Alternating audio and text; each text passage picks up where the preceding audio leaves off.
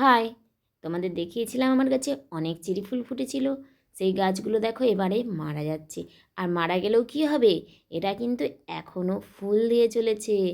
আর আজ আমি সংগ্রহ করব চেরি ফুলের বীজ। দেখেছো বন্ধুরা কত চেরি ফুলের বীজ?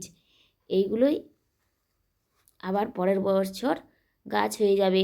তাই আমি এই বীজগুলো সংগ্রহ করে ওই গাছের গোড়াতেই টবের মধ্যে দিয়ে রেখে দিচ্ছি।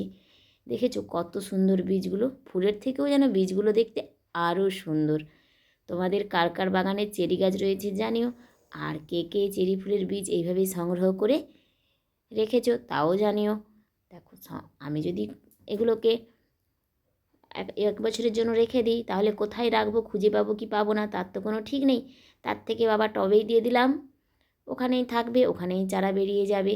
পরের বছর আমি ফ্রিতেই চেরি গাছ পেয়ে যাব। আজকের মতো এইটুকুই, টাটা।